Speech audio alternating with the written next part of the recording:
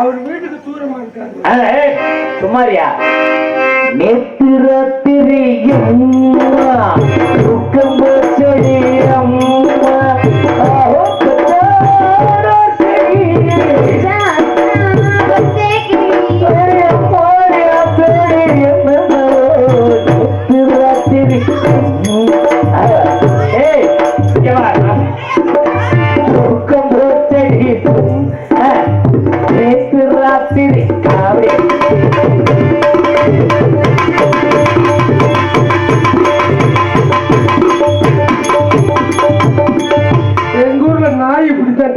சின்ன சின்ன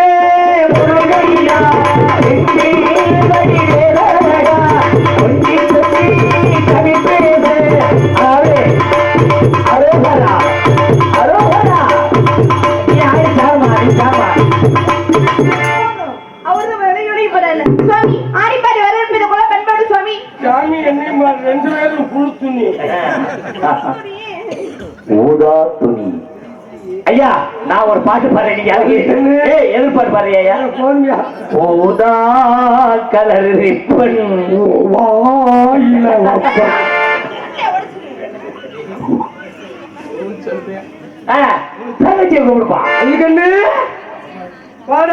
தங்கச்சிக்கு சீமந்தம் ஒத்தி வச்ச வயக்காத்த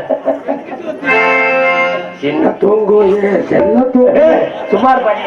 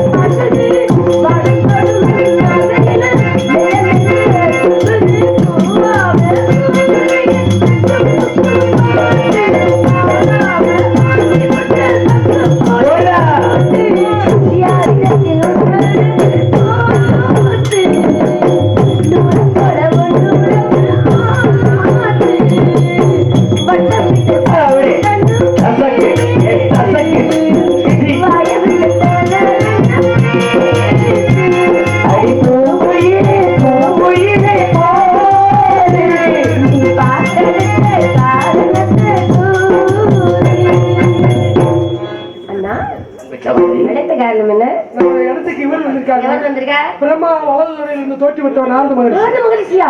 தேவலோகவாசியா? அந்த மகானை காண வேண்டும் என்றால் நாமில் ஒரு பூர்வ ஜென்மத்தில் புண்ணியம் செய்திருக்க வேண்டும் அல்லவா? தங்கச்சி அழைத்து வாருங்கள், சுவாமிக்கு வரவேற்பும்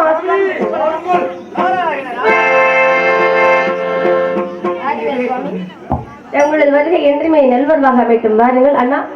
நீங்க வரவேற்பு கொடுத்தீங்களா? நானும் கொடுக்கலாமா? பணிவுடன் வணங்கிக் கொள்வோமே. ஏழிசை காணும் இசைப்பவரே,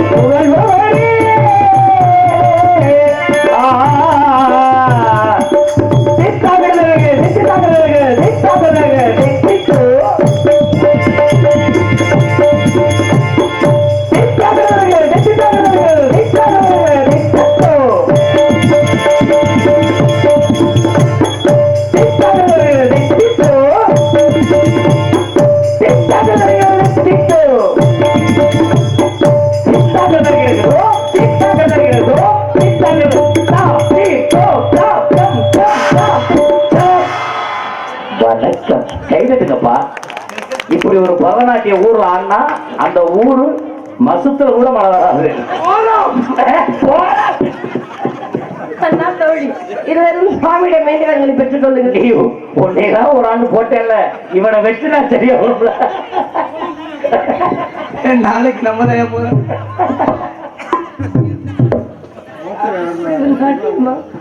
வாருங்க சுவாமி. ஒண்ணு சொல்லக்கூடாதுப்பா, நல்லா சீர்பட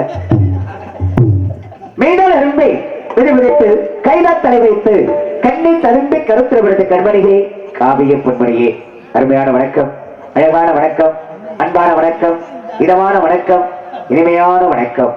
இன்றைய வணக்கம் இந்த இடத்தை அலங்கரிக்கக்கூடிய அளவிற்கு அதி அற்புதமாக இருக்கிறது.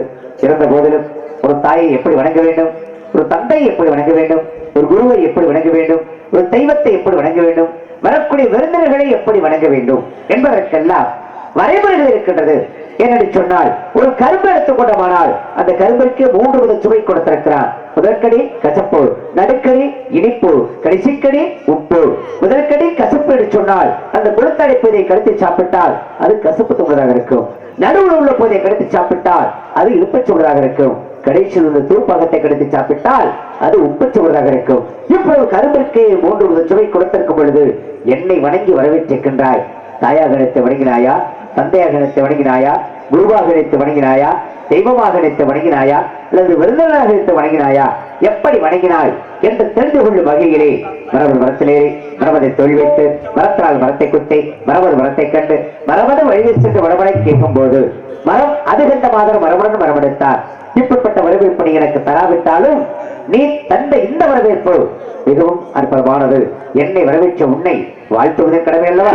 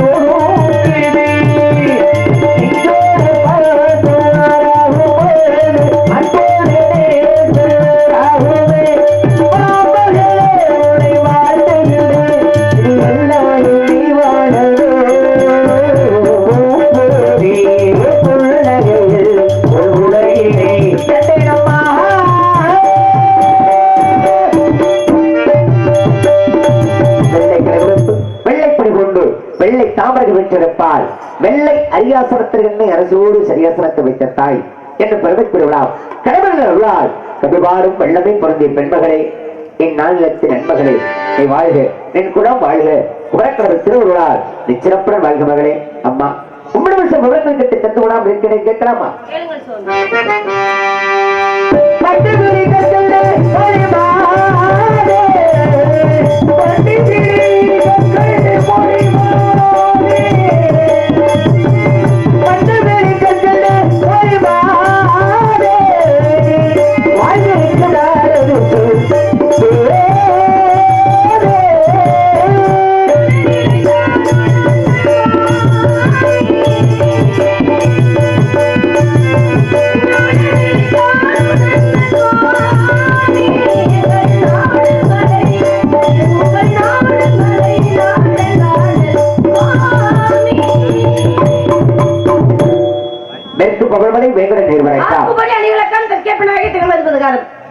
இப்படிப்பட்ட வகையிலே தொண்டை நாட்டில் பிறந்திருக்கக்கூடிய மீண்டும் வாழ்த்துக்கள். இன்னும் ஒன்று கேட்கலாமா? நீங்க எதற்காக வந்திருக்கிறீர்கள்? என்ன காவல்? என்ன திணை? தந்தையின் பெயர் நம்பி, தாயின் பெயர் நங்கை மோகினி. தந்தையின் பெயர் என்ன சொன்னீங்க? நம்பி. உண்மையிலே உங்க அப்பாவா? ஆமாவா? நிஜமாவா? பொய்க்கா சொல்லுவாங்க. பொய் சொல்லாமா? பொய் சொல்லல. இதெல்லாம் நம்ப முடியாதுமா. நம்ப முடியாது. நீங்க எப்படி சொல்லுவீங்க? அவர் உங்க அப்பா அப்படின்னு சொல்றீங்க. ஏன் நம்பிதான் தந்தை அப்படின்னு சொல்ல உங்களுக்கு என்ன சந்தேகம்? தத்தெடுத்தாரா இல்ல யாருக்காவது எழுதி வாங்கி தத்தெடுத்தாரா? சொல்லுங்கம்மா. தந்தையும் தானே கேட்டீங்க. நீங்க யாரு என்ன விவரம்னு கேட்கல. எழுதி வாங்கல. சரி. வள்ளிக்கிழமை தோன்றிய வெள்ளத்தின் நிறைய வள்ளி கொடியில கண்டெடுக்கப்பட்டாங்க. அவங்க தான் எடுத்து வளர்த்தாங்க. பெத்தாதான் பிள்ளையா? எழுதி வாங்கல, பெத்தெடுக்கல. பெத்தெடுக்கலமா? 5 வகையான தந்தை உண்டு. இந்த ஒரு பூ உலகில் பெண்ணுக்கோ ஆணுக்கோ 5 வகை தந்தை உண்டு சொல்லுவாங்க. ஒரு ஆசானும் தந்தை தான். உற்ற நேரத்தில் உதவுவதும் ஒரு தந்தை தான். கடைசி வரைக்கும் காவலனா வருவதும் தந்தை தான். என்னை இந்த இடத்துல எடுத்து வளர்த்தவங்க அவங்கதான் எனக்கு அப்பா. எடுத்து வளர்த்தாக்க உங்களுக்கு அப்பான்றீங்க. நான் ஒரு விஷயம் கேட்கலாமா? சீதைக்கு அப்பா யாருங்க? சீதைக்கு அப்பா ஜனக மகாராஜா. பெத்தெடுத்தாரா? இல்லையே. பெத்தெடுத்தாரா? அதுவும் இல்லையே. எழுதி வாங்கினாரா? எழுதில வாங்கல. எப்படி கேக்குறீங்க? இப்ப சீதையோட அப்பா ஜனகன்னு கொழுமுறையில எடுத்தாங்க, கண்டெடுத்தாங்க. கொழுவுல கண்டெடுத்தா அது எப்படி தந்தை ஆகும்? அதான் கண்டெடுத்தாங்க, தந்தை ஆகும். நீங்க தானே இப்ப சொன்னீங்க சீதைக்கு தந்தை ஜனகன் சொன்னீங்க. என்ன காரணம் அப்படின்னா, ஒரு நாட்டுல மன்னர் இருப்பாங்க. சரி. அங்கு கிடைக்கக்கூடிய புதையல் அரசாங்கத்துக்கு போய் சேர வேண்டும். ஜனக மகாராஜா மிகப்பெரிய ஒரு மன்னன். கொழுமலை உழுதுங்க. உழுகும் போது அந்த கொழுமலையில இருந்து ஒரு பெட்டி தட்டுப்பட்டது. அதை எடுத்துக்கொண்டு மன்னன் வந்து கொடுத்தாங்க. ஆனா உங்களுக்கு யாரு மன்னன்? நம்பி தலைவன். ஓ, அதனால சொல்றீங்க. ஏன்னா எனக்கு சின்ன விஷயம் சந்தேகம் கேட்கலாமுங்க. என்ன கேளுங்க. என்ன பாருங்க, விடிய விடிய கதை கேட்டு சீதைக்கு ராமே சித்தப்பன் ஒரு பழமொழி சொல்வா கிராமத்துல. எதுக்கு அப்படி சொன்னாங்க? ஆனா ராமன் சித்தப்பன் கிடையாது. விடிய விடிய கதை கேட்டு சீதைக்கு ராவணன் பெத்தப்பன, சீதைக்கு வந்து ராவணன் தான். அப்படியே மாறிடுச்சு. மருவி நம்மளாம் சொல்ல ஆரம்பிச்சோம். இப்ப பாருங்க, இந்த குழந்தை பிறந்த நேரத்தை கணிக்கிறாங்க. மந்தாதனுக்கும் ராவணனுக்கும் ஒரு பெண் குழந்தை முதல்ல பிறக்குது. இந்த குழந்தை பிறந்த நேரத்தை கணிக்கும் பொழுது பாருங்க, ஒரு கனியாகப்பட்டதை வீட்டிற்கு உள்ளே இருந்து வெளியில எழுதுறாங்க. அப்ப அந்த ஜாதகத்தை கணிக்கும் பொழுது எல்லாரும் அமோகமாக இருக்குது நேரம், அப்படி இப்படின்னு எல்லாம் பெருமையா எழுதுறாங்க. அதில் ஒருவர் மட்டும் எழுதுகிறார், இந்த குழந்தை பிறந்த நேரம் தவறானது, இந்த குழந்தை இலங்கையில இருந்தா இலங்கை அழியும் அப்படின்னு ஒரு நேரத்தை கணிக்கிறார். இது கணிச்சவர் ராவணன் என்ன பண்றாரு, நம்மளுடைய நாடு நல்லா இருக்கணும்னா இந்த குழந்தை வேணாம் அப்படின்னு பேழையில வச்சு கடல்ல அனுப்பிச்சு விட்டாங்க. இப்ப பெட்டிக்குல இருந்த சீதை பேழையில வச்சு அனுப்பிச்சாச்சு. கடல்ல போனா, கடல்ல போனவை எப்படி கொழுவுல வயல்ல கிடைச்சிருப்பா? நல்ல விஷயம். இப்ப குந்திதேவிக்கும் சூரியபகவான் பிறந்தது யாரு? கர்ணன். கர்ணன். எப்ப பிறந்தா? எப்ப பிறந்தாரா? அந்த குளிகையின் மூலமாக. நாம எப்பன்னு கேக்குறேன். அந்த பெண்ணாகப்பட்டவள் பருவத்திற்கு வருவதற்கு முன்னாடி. பிள்ளை அப்படி கேளுங்க. எப்ப கால நேரத்தை கேட்டீங்களா நினைச்சேன். கால நேரம்ல அந்த சின்ன பிள்ளையா இருக்கையில பணிவிடை செய்த கர்மம் கிடைச்ச மந்திரத்தை பயன்படுத்தி பார்த்தா நல்லதா கெட்டதா? இது பயன்படுமா பயன்படாத ஒரு அவளுக்கு ஒரு சோதனை. சோதனை விட்டதை பார்த்தா சூரிய பகவான் வந்தார், கொடுத்து போயிட்டார். ஆமா, கண்ணனை கொடுத்தாரு. அப்ப அந்த பெண் என்ன பண்ணா, சின்ன பிள்ளையா இருக்கமே நம்மளுடைய மன்னனையும் நம்மளையும் தவறாக பேசுவாங்களே, இந்த குழந்தைய வளர்க்க முடியாது, அதுக்கான வயசு நமக்கு கிடையாதுன்னு பேழையில வச்சு அவ அனுப்பிச்சு விட்டா ஆத்தோடு. அதுவும் பேழையில போனது. அது ஆத்துல போனுச்சு. ஆத்துல போனதா எடுத்தது அதிரதன் ஆத்துலதான் எடுத்தாரு. இப்ப நான் அங்க அதிரதன் ஆத்துல பார்த்தா எடுத்தாரு. ஆனா இங்க கடல் வழியா இலங்கையில அனுப்பிவிட்ட குழந்தை மிதிலைக்கு ஜனக மகாராஜா வயல்ல போய் எப்படி கிடக்கும் கொள்ளுட மாட்டோம். அதுக்கான காரணம் என்ன அப்படின்னா, இப்ப இந்த கடல் வழியில இப்ப பர்மா அப்படிங்கிற ஒரு இடம் இருக்கு. இந்த பர்மாவில இருந்து தேக்கு மரங்கள் வெட்டி போட்டா இங்க இருக்கக்கூடிய தமிழகத்தில் இருக்கக்கூடிய தனுஷ்கோடியில வந்து சேருமா. அதுக்கான பாதை எப்படி கண்டறிஞ்சாங்க அப்படின்னா, இந்த கூர்மம் எடுக்கக்கூடியது ஆமை. இந்த ஆமை என்ன பண்ண அப்படின்னா, வெளியே அங்க இருந்து இங்க வந்து அதாவது முட்டையிட்டு வச்சுட்டு போயிருமா. அந்த குஞ்சுகள் திரும்ப அது வெளியில வர்ற நேரத்துல வந்து தன்னை வந்து கூட்டிட்டு போகுமா. அப்ப அந்த ஆமைக்கு வந்து அந்த நீரோட்டம் எப்படி போகுது அப்படிங்கிற தன்மை அதற்கு தெரியும். கடல்வழி மார்க்கம் தூதுவனவன். அப்படி கடல்வழி மார்க்கத்தை எப்படி போகணும் எப்படி வரணும் அப்படிங்கிறது அந்த ஆமைக்கு தெரியும். அதனுடைய தன்மையை வைத்து அது இப்ப கடல்ல வந்து ஒரு பொருளை போடுறோம் அப்படின்னா எப்படியும் அது கரைக்கு தான் வந்து சேரும். பாருங்க, சமீபத்துல ஒரு பெண்ணாகப்பட்டவர் திருச்செந்தூருக்கு வந்தாங்க. அவர் வந்து இங்க குளித்துக் கொண்டிருக்கும் பொழுது அவங்களுடைய மாங்கல்யம் தவறி கீழே விழுந்துருச்சு. எங்க? கடல்ல. அப்படி மாங்கல்யம் விழுந்த உடனே அவங்க அழுது புலம்புறாங்க. முருகா, உன்னை நாடித்தானே நான் வந்தேன், எனக்கு இப்படி தாலி பறிமொழி விட்டதே அப்படி சொல்லி அழுது புலம்புறாங்க. உடனே அங்க உள்ள அதிகாரிகள் என்ன பண்ணாங்க, முத்துக்குழி போவாங்க இல்லையா, முத்தெடுக்கக்கூடியவர்கள், அவர்களை அழைத்து வந்து உள்ள கடலுக்குள்ள இறங்கி தேடி பார்க்கிறாங்க. அப்படி தேடி பார்க்கும் பொழுது அது மீண்டும் என்ன பண்ணுது அப்படின்னா, கரையில வந்து ஒருத்தருடைய கையில கிடைக்குது. அதை எடுத்து அங்க உள்ளவர்கள் அந்த பெண்ணிடம் கொடுத்தார்கள். அந்த பெண்ணும் சந்தோஷப்பட்டார். அது மாதிரி இது கடல்கோள் அந்த அலையின் காரணமாக ஒரு புறத்தில் மறுபுறம் கரைக்கு வந்து சேர்ந்தது. மிதிலை என்று சொல்லக்கூடியது இப்ப இருக்கக்கூடிய ஒரிசா அப்படின்னு சொல்றாங்க. அது ஒரிசான்னு சொல்லுவாங்க, ஒடிசா அப்படின்னு சொல்லுவாங்க. பாருங்களேன், அதிகம் இந்த புயல் உருவாயிருச்சு அப்படின்னா பாதிக்கக்கூடிய மாநிலங்கள் எது அப்படின்னா அந்த கடற்கரை ஓரமாக இருக்கக்கூடிய மாநிலங்கள் தான். இதுல அதிகமா பாதிக்கக்கூடியது அப்படின்னா ஒடிசா. அந்த ஒடிசா தான் அன்றைய காலகட்டத்தில் மிதிலை நகராக இருந்தது.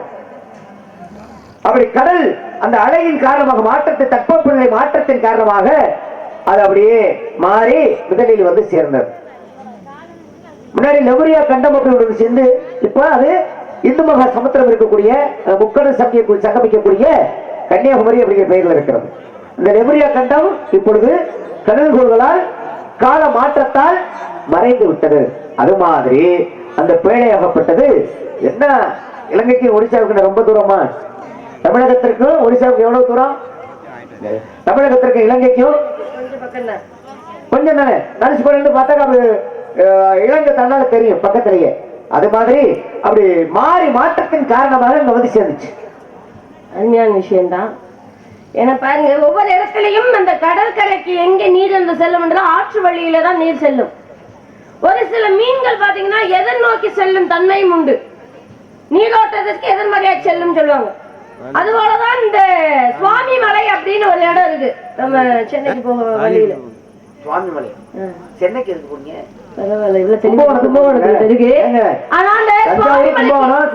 சுவாமி மலைக்கு பக்கத்துல ஒரு விநாயகர் பெருமாள் இருக்கு. அவர் பேர் பாருங்க வெள்ளை விநாயகர் அப்படின்னு. விநாயகர் அது எங்க இருந்து பெறப்பட்டது அப்படின்னா கடல்ல இருந்து பெறப்பட்டது. அந்த கடல்ல இருந்து பெறப்பட்டதை கடல்ல தூக்கி போட்டு வந்துட்டாரு. ஏன்னா பாற்கடல் கடையும் பொழுது அங்கே தேவாமிர்தம் கிடைக்க வேண்டும்ன்றதுக்காக விநாயகரை வணங்க வேண்டும். நுரைகளால் செய்யப்பட்ட விநாயகர் இந்த வணங்கினால இதை கலஞ்சுன்னு சொல்லி தண்ணியோட விட்டு வந்தாங்க. ஆனா கடலில் இருந்து அடித்து வரப்பட்ட அந்த விநாயகன் எங்க இருந்து சுழன்றாராம்? ஆற்றில் எங்க இருந்து இந்த காவிரி ஆற்றோட ஒரு வடமிருந்து இளமாக அப்படி சுழலும் பொழுது அப்ப வளஞ்சுழிச்சு இருந்த இடமா திருவளஞ்சுழி அப்படின்னு அதுக்கு பேரு. அங்கேதான் விநாயகன் அங்கே வெண்மை நிறத்தில் நுரை பிள்ளையாராக இருக்கார். அப்ப ஆற்றிய கடலில் போடப்பட்ட விநாயகன் எப்படி ஆற்றிற்கு வந்தாரோ அதுபோல இந்த இடத்தில் சீதையை பேழையில் கடலில் மார்க்கமாக அங்கே ராவணன் அனுப்பிய பொழுது அது எதிர்நோக்கி சென்று மிதிலை மாநகரை வந்து அடைந்தது அப்படின்னு ஒரு கதை சான்று உண்டு. இதான் காரணம் அங்க வந்து பேழையில் எடுத்ததுக்கு. இவ்வளவு விளக்கம் அப்பாவுக்கு விளக்கம் சொல்றீங்க, பரவாயில்ல. அது போலதான் எங்க அப்பாவும் நம்பி தரவேன் பேசினா கருத்துக்கள் வெளியே வரும். அருமையான விஷயம். இப்ப காவலுக்கு வந்திருக்கேன்னு சொன்னீங்க. ஆமா ஆமா. ஏன் நீங்க தான் காவல் கேட்கணுமா? ஏன் நான் காவல் இருக்கிறது உங்களுக்கு என்ன பிரச்சனை? பிரச்சனை இல்லம்மா. அப்புறம் வேற யாரும் வரக்கூடாது. காவலுக்கு வரக்கூடாதா? ஏன்னா குமரி பொண்ணு காவல் காத்தா தான் குகன் ஏற்றுக்கொள்வானோ? அப்படி ஒரு மார்க்கம் வைத்துக் கொள்ளலாம். என்ன எங்க வேண்டுதல்? வேண்டுதலா? ஆமா. என்ன வேண்டுதல்? எங்க அப்பா வேண்டிக்கிட்டாரு. என்ன வேண்டிக்கிட்டாரு? பொம்பளை பிள்ளை வேணும்னு. பெண் பிள்ளை கிடைத்து விட்டால் முருகா உலகாக திணைகள் வேள்வி மலையில் விதைக்கப்பட்டு அதையெல்லாம் முற்றிய கதிர்களாக அறுவடைக்கு தயாராக இருக்கும் பொழுது இந்த பருவமடைந்த பெண்மணியை காவலுக்கு அனுப்பி வைக்கிறேன் முருகா அப்படின்னு வேண்டிக்கிட்டாரு. பொம்பளை பிள்ளை வேணும்னு வேண்டிக்கிட்டாரு.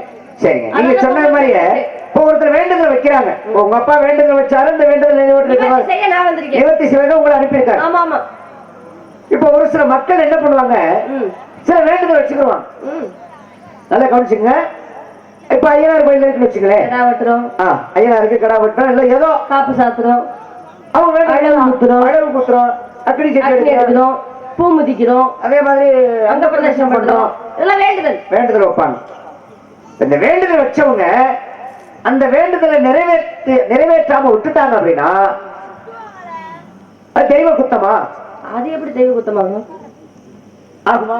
எங்க 84 லட்சம் ஜீவராசிகள், இந்த 84 லட்சம் ஜீவராசிகளை கடவுளை வந்து தெய்வ குத்தம் வச்சிருக்கேன், நம்மளுக்கு வேண்டுதல் நிவர்த்தி செய்யணும் பாத்துக்கிட்டா இருக்காரு. இல்ல இல்ல, தெய்வ குத்தமாகாது, நம்மளுடைய நம்பிக்கை. அதெல்லாம் நம்பிக்கை சொல்றாங்க. சரி, இப்ப உங்க வேண்டுதல் வந்து நிறைவேற்றல அப்படின்னு மக்கள் என்ன பண்ண, நீ சொன்ன மாதிரி பயந்துட்டு இருக்காங்க வச்சுங்க. அப்ப ஏன் அந்த வேண்டுதல் நிறைவேற்றணும் யாரு சொல்லுவா? மனசாட்சி. அதான் சொல்லுவாங்க, எதுக்கு பயப்படாட்டியும் மனசாட்சிக்கு பயப்படணும்ல. மனசாட்சிக்கு பயந்து பேசுங்க. வேண்டுதல் வைத்து விட்டு அதை தவறா செய்வதற்கு தவறி விட்டாலும் அந்த மனசாட்சி சொல்ல மாட்டாரு. ஆனா எதன் மூலமாக நம்மளுக்கு தண்டனை கிடைக்கும்னா பிதிர்கடன். மூதாதையர்களுக்கான செய்ய வேண்டிய பிதிர்கடன் நம்ம செய்யலைன்னா மூதாதையர்கள் மூலமாக நம் குடும்பத்திற்கு இன்னல் ஏற்படும். அப்பதான் சொல்லுவாங்க, இது தெய்வ குத்தம், குலசாமி குத்தம், அதனால இதை போய் நீங்க குலசாமியை பாருங்க, குலசாமிக்கு செய்ய வேண்டியதை செய்யுங்க அப்படின்னு பிதிர்கடன் மூலமாக வரக்கூடிய இன்னல்களுக்காக நம்ம குலதெய்வத்தை வேண்டும். வரக்கூடியது புரட்டாசி மகாலய அமாவாசை. ஆமா, இனி வரக்கூடியது இந்த மகாலய அமாவாசையில ஒவ்வொரு வீட்டுக்கும் அவருடைய முன்னோர்கள் இறந்தவர்கள் குலதெய்வம் சொல்லக்கூடிய அந்த முன்னோர்கள் வருவாங்களா. அவர்கள் என்ன பண்ணணும்? திலதர்ப்பணம் பண்ணணும். திலதர்ப்பணம்னா தில அப்படின்னா ஒவ்வொரு எல்லளவு எடுத்துதான் ஒரு பெண்ணை உருவாக்கினார். யாரே இந்த தந்தையாகப்பட்ட பிரம்மன். யார? பெண்கள் இல்லைங்க, ஒரு பெண்ணை எல்லாருடைய 84 ஜீவராசிகள் வந்து எல்லளவு எடுத்து ஒரு பெண்ணை உருவாக்கினான். ஏன் பெண்ணுக்கு மட்டும்? அவ யாரு அப்படின்னா அவதான் திலோத்தமை என்று சொல்லப்படுவது. இல்ல இந்த பெண்ணுக்கு மட்டும் ஏன் ஒரு எள்ளளவு எடுத்து அனைத்து ஜீவராசிகளிடம் இருந்து ஒரு பெண்ணை மட்டும் மகளை பொறுப்பா உருவாக்குனாங்க? பொறுமையின் பொக்கிஷம் பெண்கள். அந்த பெண்கள் தான் எல்லா வகையிலும் பொறுமையாக பொறுப்பாக இருப்பார்கள். அதனாலதான் பிரம்மனிடமே அப்சரஸ் கேட்டாங்க, இந்த பெண்களை மட்டும் ஏன் இவ்வளவு பொறுமையாக பாதுகாப்பாக படைக்கிறீங்க அப்படின்னு. ஏன்னா ஆண்களுக்கு பொறுமை கொஞ்சம் அதிகமா இருக்காது. உடனே சட்டுன்னு பேசிதான் கோவப்படுவாங்க. அந்த பெண்ணாகப்பட்டவங்க ரொம்ப பொறுமையா இருப்பா. சட்டி சுட்டுச்சா அப்படியே போயிடும். அந்த ஆண்களுக்கு விளக்கணம் வகுக்கும் வகையில் ஆண் அரசன் போல் இருந்தால் பெண் மந்திரி சொல்லும் போல மனைவியாக அமைய வேண்டும். அதனாலதான் பெண்ணாகப்பட்டவங்களை பாருங்க, 19 வயசு 20 வயசு பெத்தவங்க வீட்டுல இருப்பாங்க. ஒரு வீட்டுல கட்டி கொடுப்பாங்க. கட்டி கொடுத்து திருமணம் செய்து போன பிறகு கூட பாருங்க, தன் வீட்டில் இருந்த நிலையை மறந்து உடனே அவங்க வீடுன்னு சொல்லிக்கிறாங்க, திருமணம் பண்ண வீடு. ஏன்னா அதுதான் பெண்ணாகப்பட்டது. வேரோடு பிடுங்கி வேறொரு இடத்தில் நட்டால் மீண்டும் வளர்வாள் பெண். ஆனா ஆணாகப்பட்டது 3 நாளைக்கு மாமியார் வீட்டுல இருக்க சொல்லுங்களேன். எங்க வீட்டுக்கு வரியா, நான் வீட்டுக்கு போவான்னு கேட்பாங்க. அதான் ஆண்களோட 3 நாள் தான். நான் சொல்லுவாங்க, கொண்டவனை நம்பி ஊரை பெண்ணாகப்பட்டவள். அப்படி எத்தனை கருத்துக்களை சொல்லலாம். இப்ப நீங்க காவலுக்கு வந்து சொன்னீங்க, காவல் எப்படி பாத்துட்டு இருக்கீங்க? ரொம்ப கண்ணு கருத்தமா பாத்துட்டு இருக்கேன். ஏன் அதை போய் பார்க்கணும்? இல்ல பச்சி சாப்பிட்டுருந்தேன். பச்சி சாப்பிடுதா? பட்சி பட்சி பட்சி நாளறிவு உள்ள பறவை சாப்பிடட்டும். பாவம் இல்லையா? அதான் உணவு நான் கொடுக்குறேனே. என்ன உணவு? தேனும் தினைமாவும் கவனையில் வைத்து கொடுக்கின்றேன். எம்பெருமான் முருகனுக்கு காக்கப்பட வேண்டிய திணைகளை கொய்யாதீர்கள், எச்சம் பண்ணிடாதீர்கள் என்பதற்காக கையில் கவன் வைத்து விதைத்துக் கொண்டிருக்கிறேன். எச்சம் பண்ணிடக்கூடாதுங்கிறதுக்காக. எச்சம் என்றால் கழிவு. அப்ப எச்சில்னா அது உமிழ்நீர், வாயிலிருந்து சுரப்பது தானே. எச்சில் படலாமா? படலாமே. ஏன் ஒருவன் நீரை கூட வாயிலிருந்து உமிழ்ந்து எடுத்து கொண்டு வந்தான், சிவலிங்கத்துக்கே அபிஷேகம் செய்தார். அதையும் கூட இறைவன் ஏற்றுக்கொள்வார் என்று மன நம்பிக்கையுடன் தானே. சின்னப்புறம் வேறு காட்டுக்கு வேட்டைக்கு போனா தான் கொண்டு வரக்கூடிய மாமிசங்களை இது சிறப்பா இருக்கா ருசியா இருக்கா அப்படின்னு சொல்லி அதுல எது மிருதுவா இருக்குமோ அப்படிங்கிற அந்த இறைச்சியை எடுத்து இறைவனுக்கு படைத்தார். இன்னும் பாருங்க, குலதெய்வங்களுக்கு எல்லாம் வழிபாடு செய்யும் பொழுது படையல் இட்டா அதெல்லாம் அந்த சாமி காப்பு கட்டிட்டு சாப்பிடுவாங்க. சாமியா சாப்பிடுது, இவங்க மனுஷன் தானே சாப்பிடுறாங்க. அப்ப மனிதன் உண்டு எச்சியை இறைவன் ஏற்றுக்கொண்டது போல அர்த்தம். மனம் கொண்டதால் மாளிகை இறைவன் எச்சராக்கிய உணவையும் ஏற்றுக்கொள்வார். இந்த பழனி மாமலை முருகன் இருக்கார். இந்த பழனி மலையில ஒரு நடந்த சம்பவத்தை பாருங்க. அந்த தினமும் ஒரு கடைக்காரர் வேண்டிக்கிட்டாராம், முருகா உனக்கு பஞ்சாமிரத்துக்கு முதலாக என் கடையில இருந்து வாழைப்பழமே கொண்டு வந்து சேர்க்கணும். முதல் அபிஷேகம் என் கடையில இருக்கிற பழம் தான் உனக்கு வந்து சேரணும்னு ஒரு வேண்டுதல். இந்த வேண்டுதலுக்கு ஒரு வேலைக்காரனை வச்சிருந்தாரு. அந்த வேலைக்காரன் தினமும் 2 கூட வாழைப்பழத்தை கொண்டு போய் பழனி மலை முருகன்கிட்ட போய் கொடுத்துருவாடா அப்படின்னு அந்த பூஜைக்கான பொருட்களை கொண்டு வந்து அனுப்பி வைப்பார். இவரும் தினமும் அந்த அத்தனை படி ஏறி மேல போய் கொடுக்கணும்ல. அப்படி கொடுத்துட்டு வரும்போது ஒரு நாள் ரொம்ப பசியில என்ன பண்ணாரு, பாதி இடவுல போகையிலேயே 2 பழத்தை சாப்பிட்டுட்டு கொண்டு போறோம். 2 கூட பழம் கொண்டு போறோம். 2 பழத்தை சாப்பிட்ட முருகன் பார்க்கவா போறாரு அப்படின்னு 2 பழத்தை சாப்பிட்டுட்டு மட்டும் கொண்டு போனதான். கொண்டு போனதுக்கு அப்புறம் அன்னைக்கு இரவு பாருங்க, இந்த கடைக்கார முதலாளி இருக்காரு பாத்தீங்களா, அவர் கனவுல முருகன் போயிட்டு சொன்னார் பாருங்க, அடே நீ கொடுத்த 2 பழம் எனக்கு வந்து சேர்ந்ததுன்றாரு. அப்பதான் அவருக்கு கோவம், என்னடா இத்தனை நாள் 2 கூட பழம் கொடுத்து விடுதோம், ஆனா இன்னைக்கு 2 பழம் வந்து சேர்ந்ததுன்னா அப்ப இத்தனை நாள் ஏன் தான் சாப்பிட்டுருக்கேன், ஒரு வேலைக்காரனை வச்சா இப்படி இருக்காங்க அப்படின்னு சொல்லி இருக்காரு. சொன்ன உடனே தூக்கம் விட்டு போச்சு. முருகப்பெருமானை கனவுல வந்து சொல்லிட்டாரு, இவன் நம்பிக்கைக்கு விரோதமா நடந்துட்டான்னு. உடனே அந்த வேலைக்காரன் வீட்டுக்கு போய் அவனை அடியோ அடின்னு அடிச்சாரு. எத்தனை பழம் கொண்டு போய் கொடுத்த அப்படின்னு. ஐயா 2 கூடையும் கொண்டு போய் கொடுத்தேன். இல்ல நீ 2 பழம் தான் கொடுத்த, முருகன் வந்து கனவுல சொல்லிட்டாங்க அப்படின்னாரு. அப்பொழுதுதான் சொன்னாரு, ஐயா பசிச்சது, பசிக்கு பொழுது ரொம்ப நேரம் வந்து மலையில படி ஏறி போக முடியல, அதனால 2 பழம் நான் சாப்பிட்டேன், மிச்சத்தெல்லாம் கொண்டு போய் பூஜை கொடுத்தேன் அப்படின்னாரு. அப்பொழுதுதான் தெரிந்து கொண்டான், ஏழை எளியவன் பசித்தவன் சாப்பிட்டால் இறைவனுக்கு கொடுத்ததாக அர்த்தம். மற்றபடி மனசு நிறைய போய் கொண்டு போய் மொத்தமா கொடுக்கணும், இறைவன் ஒரு பொழுதும் ஏற்றுக்கொள்ள மாட்டான். பசித்தவனுக்கு கொடுத்தால் அது முருகனே சாப்பிட்டதாக அர்த்தம். அது தெரியாம எத்தனை நாளுங்கிறமே அப்படின்னு முதலாளி யோசித்து அவன்கிட்ட மன்னிப்பு கேட்டாரு. அப்ப முருகனுக்கு செய்யக்கூடிய வேலையெல்லாம் யாருக்கு செய்யணுமா? பசித்தவனுக்கு செய்யணும், ஏழை எளியவனுக்கு செய்யணுமா? பசி என்று ஒருவருக்கு புசி என்று ஒரு பொடி கொடுத்தாலே போதும். ஏன்னா அவள் தன்னை அறியாமல் வாழ்த்து விட்டு செல்வார். அது பல வகையில புண்ணியம். அதே மாதிரி நீங்க சொன்னீங்களா பித்ருக்கடன் அப்படி சொல்லி, முன்னோர்கள் அந்த நாளிலே மகாலய அமாவாசை இப்ப வரப்போகுது, அந்த நாள்ல அவங்க வருவாங்க, தன்னுடைய குடும்பத்திலே ஏதாவது கொடுப்பாங்க அப்படின்னு சொல்லி ஆவல அங்கிருந்து வருவாங்க. அப்ப அவர்களுக்கு என்ன பண்ண, எள்ளும் தண்ணியும் அப்படி இறக்க வேண்டும். ஏன்னா பகிரனாகப்பட்டவன் முன்னோர்கள் சகலபுத்திரர்கள் அவர்கள் இறந்து சொர்க்கத்துக்கு போக முடியல, ஆன்மா அங்கே அலைந்து கொண்டிருக்கிறது. அவர்களுக்கு மோட்சத்தை கொடுக்க வேண்டும் என்றால் கங்கையாகப்பட்டது நீரை கொண்டு வர வேண்டும். ஆகாய கங்கையை. அப்ப பகிரதன் என்ன பண்ணா, பிரம்மனை நோக்கி தவம் புரிந்து பல 100,000 ஆண்டுகள் தவம் புரிஞ்சான்.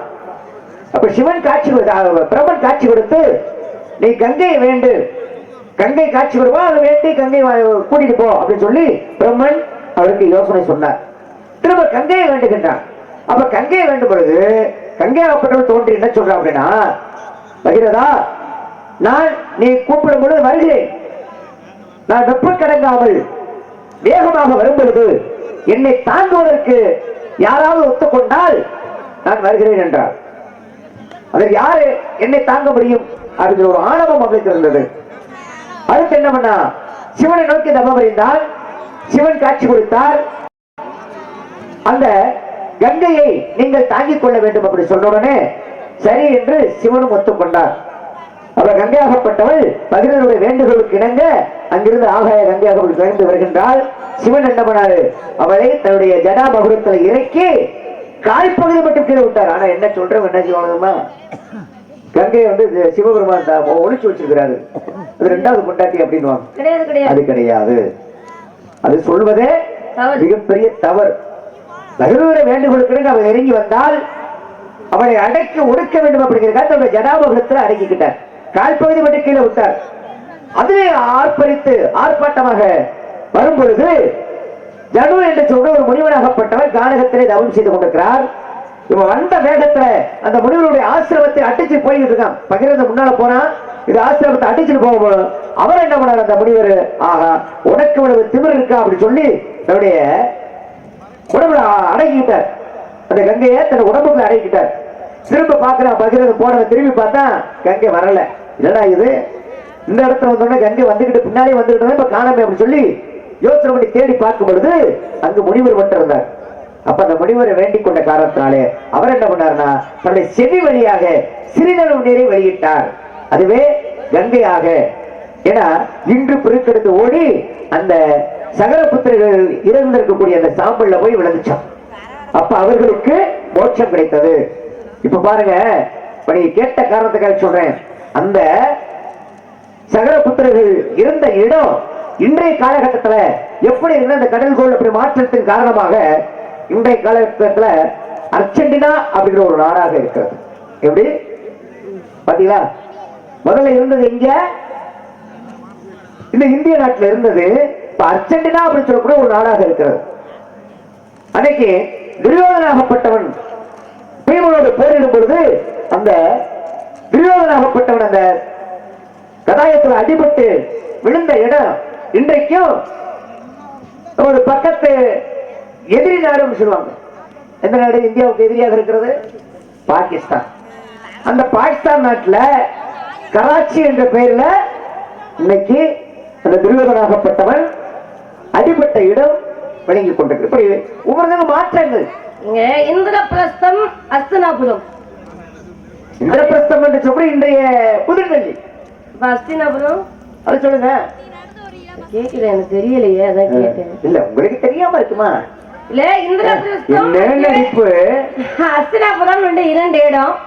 அஸ்தினாபுரத்துல இடம் கொடுக்கலன்னா அந்த வனத்தை அழித்து அவர்கள் இந்திரபிரஸ்தமாக தேவலோக தச்சன் மயன் வந்து கட்டி கொடுத்த இடம். தேவேந்திரன் மாளிகை போல இருக்கின்றதுக்கு தான் அதுக்கு பேர் இந்திரபிரஸ்தம்னே பேரு. அப்ப இருந்தது எங்க அப்படின்னு நீங்க சொல்லுங்க, நம்மளுடைய புதுடெல்லி அப்படின்னு சொல்றீங்க. அதுக்கு பக்கத்துல இருக்கக்கூடியது அதுதாங்க. அங்கதாங்க நிறைய தன்மையில குருச்சேத்திர போர் நடந்தது 18 நாள்கள். இந்த 18 நாள்கள் குருச்சேத்திர போர், அதுக்கான ஒரு வனத்தை ஏற்பாடு செய்து அந்த போரே நடந்தது. அது சுத்தம் செய்துதான் போர் நடக்கப்பட்டது. 18 அக்லோனி சேனை படைகள். ஏன்னா 11 அக்லோனி படைகள் யாரிடம் இல்லைன்னா கௌரவர்கள் இடத்துல, வெறும் 7 அக்லோனி படைகள் யாரிடம் இல்லைன்னா பாண்டவர்கள் இடத்துல இருந்தது. இந்த சேனைப்படையெல்லாம் பாருங்க, ஒவ்வொரு இடத்தையும் எங்கெங்க நிர்ணயம் பண்ணிருக்காங்க. ஆனா அப்பொழுது நடந்தது அங்கெங்கன்னு சொல்லுவோம். ஆனா அதே அர்ஜுனனாகப்பட்டவன் வருங்க இங்க ராமேஸ்வரத்துல நீராடுவதற்காக வரும் வழியில பாண்டிய நாட்டுல சித்திரங்காரை ஒரு பெண்ணை திருமணம் பண்ணார். தீர்த்த யாத்திரை. இப்ப தீர்த்த யாத்திரைக்கு வரும் பொழுது சித்திரங்காரை பாண்டிய நாட்டுல பாண்டிய மன்னனின் மகளை திருமணம் பண்ணாரு. அவங்க காலத்துல பாண்டியர்கள் இருந்தார்களா? ஆனா கதை என்ன சொல்லுங்க, பாண்டியரோட மன்னன் மகள் சித்திரங்காதை அவளை திருமணம் செய்த பிறகுதான் பப்ளுவாகன் அப்படின்னு ஒரு மகன் பிறந்தான் ஒரு காரணம் சொல்லுது. இப்ப பப்ளுவாகன் தான் யாரை அழிக்கிறார்னா அர்ஜுனனே அழிக்கிறார். அழித்த பிறகுதான் நாவ கன்னிகளின் உடுப்பு என்று சொல்லக்கூடிய பெண்தான் மீண்டும் உயிரே கொடுக்கிறான். இறந்து பிறந்தவன் அர்ஜுனன். ஒவ்வொரு இடத்துக்கு மாறுபட்ட பெயர்கள் நிறைய இருக்கு. அந்த காலத்தை பத்தி பேசிக்கிட்டே இருந்தோம்னு நிறைய விஷயங்கள் மாறுபடும். நீங்க சொன்ன போல நாடுகளாக பிரிக்கப்பட்டுள்ளது இந்த ஒரு தற்காலிகத்துல. அப்ப அந்த நாடுகள்லாம் அப்ப எவ்வளவு அண்டைய மாநிலங்களாகவும் நாடுகளாகவும் இருந்திருக்கும். நீங்க சொல்ற மாதிரி சிந்து வழி நாகரிகம் அப்படி சொல்லுவாங்க. சிந்து சமவெளி நாகரிகம். அந்த சிந்து நதி அப்படி சொல்ற அந்த நதி இப்ப எங்க இருக்கு? இந்தியாவில் இருந்த நதி இப்பொழுது எதிர் நாடாக இருக்கு, பாகிஸ்தான் ஓடிட்டு இருக்கு. இப்படி நிறைய விஷயங்கள் மாறிட்டு தாங்க இருக்கு. கங்கையை அடக்குனார் அங்கே சிவபெருமான். அந்த கதைக்கு வரும். அவருடைய தலையில ஒண்ணு கங்கை இருக்கா, இன்னொரு சந்திரன் இருக்கார் பிறை நிலவாக. சந்திரனை போய் எதுக்கு பிறை நிலவாக முழுசாவே சூடி இருக்கலாம்ல? என்ன காரணம் அப்படின்னா, ஏன் பிறையோட அங்கே சிவபெருமான் ஜடாமுகத்தில் அங்கே கங்கைக்கு பதிலாக பக்கத்தில் அங்கே சந்திரனை வச்சிருக்காரு. சந்திரனை வச்சிருக்கிறதுக்கு காரணம் என்ன அப்படின்னா, சந்திரனுடைய மனைவிகள் 27 நட்சத்திரங்கள். அந்த 27 பேர் தட்சனுடைய பிள்ளைகள், உங்க அண்ணன் மகள்கள். ஆமா. இதுல ரோகிணி என்று சொல்லக்கூடிய பெண் மேல மட்டும் இவனுக்கு அதிக ஆசை. அழகியவர். ஆமா, சந்திரனே அழகுதாங்க. அதனால 27 நட்சத்திரமும் மனைவியா கொடுத்தாங்க. அப்ப ஒரு பெண்ணின் மேல் மட்டும் அதிக ஆசை கொண்ட காரணத்தால மற்ற பெண் கூட புத சகோதரா இருந்தாலும் யாராவது தக்காளி திக்கிட்ட வராம இருக்குமா? இருந்தாலும் தன்னுடைய மாமனார் சொல்லி நிபந்தனோட கட்டி கொடுத்தார். 27 மனைவிமார்களும் சரியாக நடந்து கொள்ள வேண்டும், மனம் போடாமல் நடந்து கொள்ள வேண்டும் அப்படி சொன்னாரு. இவன் நான் ஒருத்தி மேலே ஆசைப்பட்டான். இதனால அவங்க புறம் என்ன பண்ணாங்க, கோபப்பட்டு நம்மளுக்கு நம்மளை கவனிக்க சொல்லி தந்தையிடம் சீட்டு முறைவித்தார்கள். அப்ப தந்தையாகப்பட்ட என்னுடைய தமிழ் தச்சன் என்ன பண்ணா, நீ அழகா இருக்கிற காரணத்துல தானே உனக்கு இவ்வளவு திமிர் இருக்கு, ஆணவம் இருக்கு. சந்திரனை பார்த்து சொல்றேன், சந்திரன் மிகவும் அழகானவன். ஆமா, இன்று முதல் உங்களுடைய அழகு குறைய கடவுள் சொல்லி சாபத்தை கொடுத்துட்டேன். சரி, இன்னொரு வகையில விநாயக பெருமானை பார்த்து எள்ளி நெகாடிய காரணத்தினால அவரும் சாபத்தை கொடுத்தார். அது ஒரு வரலாறு இருக்கிறது. அப்படி சாபத்தை கொடுத்த உடனே இவருடைய அழகு கொஞ்சம் கொஞ்சமா குறைய ஆரம்பிச்சு. அதான் தேய்பிரை காலம் சொல்லுவாங்க. அப்படி தேய்பிரை காலமா இருக்க. அப்ப என்ன பண்ணா, சந்திரனாகப்பட்டவள் சிவனிடம் சென்று அடைக்கலம் கேட்டான். அப்ப இந்த 3ஆம் பிறை என்று சொல்லக்கூடிய அந்த பிறை வடிவத்தை என்ன பண்ணாரு, சிவனாகப்பட்ட நம்மை வந்து வேண்டிக் கொண்ட காரணத்தினாலே இன்று முதல் ஒரு அழகு 15 நாட்களுக்கு ஒரு முறை வளரும் தேயும் அப்படி சொல்லி சிவன் அருள் கொடுத்து தன்னுடைய ஜடாமகுடத்தில் ஏற்றுக்கொண்டார். அதனால்தான் திதிகளில் 15 வளரும் தேயின் திதிகளாக அமைந்தது. நமக்கெல்லாம் திதி கணக்கு வந்தது. இதாம அதுக்குரிய காரணம். ரொம்ப அருமையான விஷயம் தாங்க. ஏன்னா சந்திரனாகப்பட்ட அழகு தேய்வதும் வளர்வதும் சிவன் கொடுத்த ஒரு வரத்தினால் அந்த சதுர்த்தி என்று சொல்லக்கூடியது கூட வளர்பிறை காலங்களில் வரும். அதனால்தான் சதுர்த்தி என்று நிலவினை சந்திரனை பார்க்க கூடாது அப்படின்னு ஒரு காரணத்தை சொல்லுவாங்க. அங்கே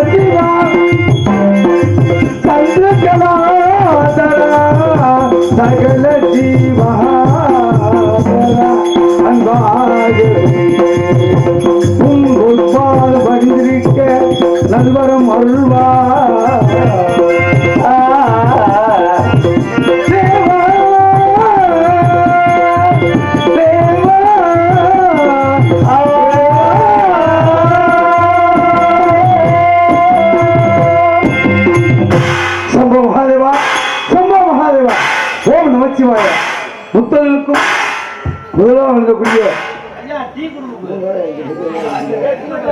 முத்தலுக்கும் முதலாக வழங்கக்கூடிய சிவமேல நெட்டுகளை பிறந்து சவமேல் தவழ்ந்து 6 கார்த்திகை பெண்ணா பால்ட்டு வளர்க்கப்பட்டு அன்னை உமாவியா ஒன்று அழைக்கப்பட்டு பிரமனை குட்டி சிறைட்டு 8 நாள் தொழில் செய்து தந்தைக்கு உபதேசித்து சுவாமிநாதனாகி பால லீல உருந்து தாய்பட்ட சக்தி வேளால் சூர சகாக்களை வென்று நடுக்கடலே மாமரம் வாய்ந்த சூரனை வேலும் தாக்க உடல் 20 பிறந்தது. ஒரு மணி சேவலாகும், ஒரு மணி மயிலாய் மாறுது. சேவலை கொடியாகவும் மயிலை வானம் ஏற்றுக்கேன். அதுமென்ற இந்திரா பரிசு தெய்வீரானே திருப்புறம் உனது மனம் கொடுத்து இளைவனா வள்ளியை மனம் கொடுத்து ஐநூறு இதோ இங்கே ராஜநடிகராக நடித்துக் கொண்டிருக்கும்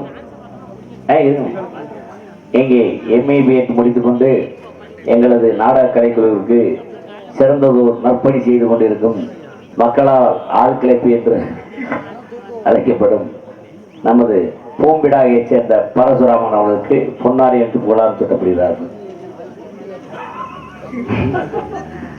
பொன்னாரை ஊர்த்தி பெரும்படுத்தி மாவரும் தலைவர்களுக்கு மற்றபடி பொன்னான வாய்ப்பு வழங்கிய அரபி சகோதரன் SP லட்சுமணன் அவர்களுக்கும் காதல் முன்ன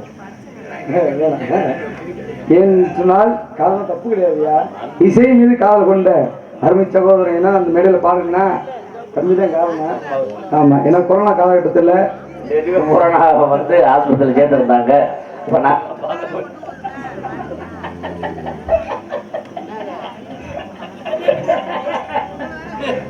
என்னப்பா சொல்ற முழுமையா சொல்லுங்க. சரி, அத மனசுல கூட நினைக்க கூடாதுன்னு நினைக்கிறேன் கொரோனா வந்து. சரி வாங்க நாரதே.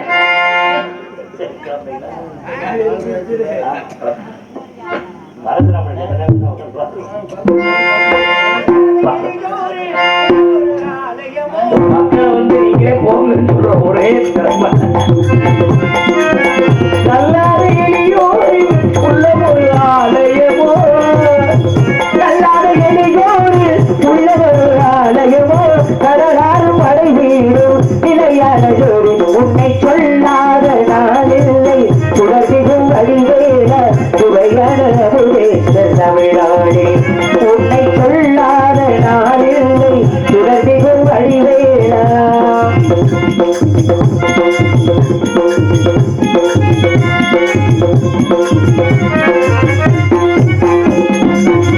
இன்பமோ துன்பமோ இணைந்த என் வாழ்வு, இன்பமோ துன்பமோ இணைந்த என் வாழ்வு, இதையெல்லாம் நின்றிலே புகழினை நான் பாட, இதையெல்லாம் புகழினை நான் பாட, அன்பு மறையும் அறமும் புறமும் அன்பு மறையும் அறமும் புறமும் உன்னை சொல்லாத நாளில்லை உதவிகும் அறிவேல சுவையான தமிழாடே உன்னை சொல்லாத நாளில்லை சுடர்மிகும் அறிவேலா சுடர்மிகும் அறிவேலா சுடர்மிகும் அறிவேலா. முருகா வணக்கம். பிரமா மந்திர வருக, சிந்தாரி வருக, கலை பிரியா வருக. தாத்தாவில் நடந்தானே. ஆமா, சொல்லுங்க சித்தப்பா. அப்படி சரியான ஓட்டி நான் காரணத்துக்கு அதனால தாத்தான்றேன். நானும் ஞாபகத்தோட சொல்றேன் சித்தப்பான்னு. இதெல்லாம் வீம்பான பேச்சு இல்லையா? இதெல்லாம் நீங்க ஒருவேளை தம்பி கூட வேணும். இதெல்லாம் சிக்கலான பேச்சு இல்லையா? நான் காரணம் சொல்றேன். நீங்க தம்பி எப்படி? நீங்க தம்பிதான். நீங்க தம்பினா நான் உங்களுக்கு தாத்தா. சித்தப்பா நீங்க பேராண்டின்னு சொன்னீங்க. காரணம் இருக்கு அதான் சொல்றேன். நானும் காரணம் இருக்கு சொல்றேன். இது வீம்பான பேச்சு. ஆமா, என்ன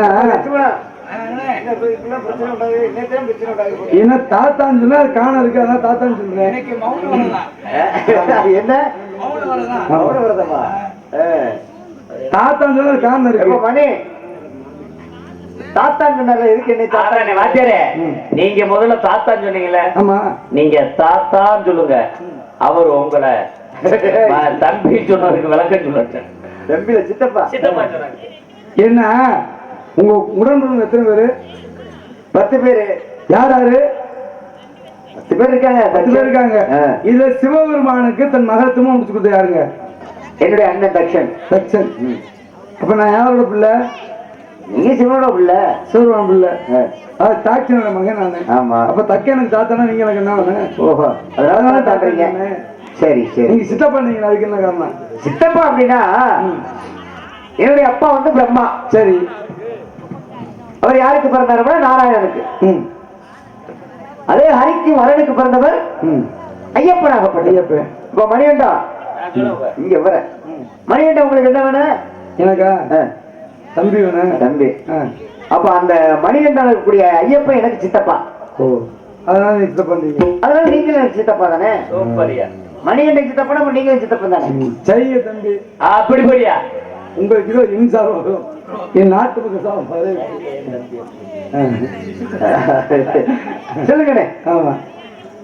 என்ன தம்பினா நீங்க எதுவும் சந்தேகப்படுறது? நான் எதுக்கு சந்தேகப்படுறேன்? முதலில் 4 பேர் யாரால படிச்சாரு? பிரம்மன் யாரால படிச்சாரு? ஜனகன், ஜனதன், ஜனத்குமாரன். அந்த ஜனகுமாரன் யாருங்க? நான் தான் அது. சரி. அதனால வந்தனை வரவேற்பது சரி தமிழின் பண்பாடு. உங்களுக்கு இதோ என் சார்பாகும் என் நாட்டு. சரி, சொல்லுங்க தாத்தா, சொல்லுங்க. திரிதான சுரஞான இசையே திரிதான சுரஞான திரிதான சுரஞான இசையே எனதன்பு குயவான தவயோகியே எனதன்பு குயவான தவயோகியே திரிதான சுரஞான இசையே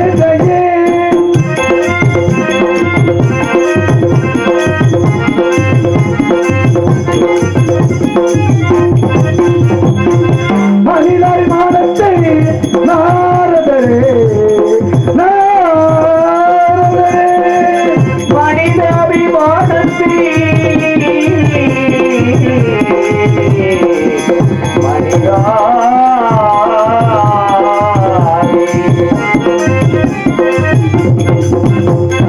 மனிதாபிமானத்தை கனிவான போலத்தை மனிதாபிமானத்தை கனிவான போலத்தை மதிப்போடு வரவேற்கும் மகரிஷியே மதிப்போடு வரவேற்கும் மகரிஷியே நீதான சுரஞான இசையே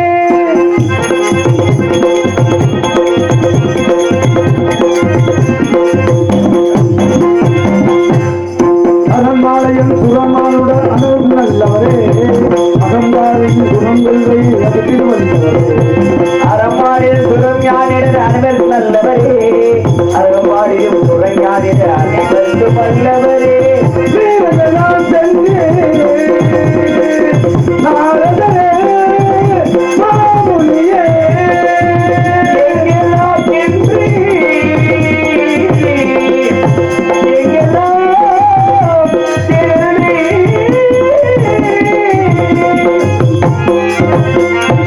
ஸ்ரீரங்கநாத் சென்றினே ஏழு கண்டு எங்கெல்லாம் சென்று என்னெல்லாம் சென்று கண்டதை நமக்கெங்கு எடுத்து திடீரே இனிதான சுரஞான இசை வேதையே. நாலு மாமனிலே கண்டீர்கள், என்னவெல்லாம் கண்டீர்கள்? எடுத்து கூர்மை பார்க்கலாம். கனி ஒன்றை கண்டு வந்திருக்கின்றேன். கனியா? பசித்தவனுக்கு என்ன வேணும்? கனிதான் வேணும், சாப்பாடு வேணும், உணவு வேணும். நோய் வந்தவனுக்கு மருந்து வேணும், இருண்ட வீட்டிற்கு விளக்கு வேணும், வறண்ட நிலத்திற்கு தண்ணீர் வேணும், நல்ல தண்ணி வேணும். இப்ப நான் உங்களோட கனி உங்களுக்கு கேட்டேனா? இல்ல எனக்கு கனி வேணும் உங்களுக்கு தெரியுமா? ஒரு புடி புடிச்சு விடுங்க. கேட்டேன். கேட்டாத்தான் கொடுக்கணுமா? அம்மா கேட்டதான் கொடுக்கணும். தண்ணி குடிப்பீங்க. எம்முடைய பணி எப்படி? எம்முடைய பணி என்ன? என்ன பண்ணி? எம்முடைய பணி நல்ல உணத்தை கெடுக்கிறது.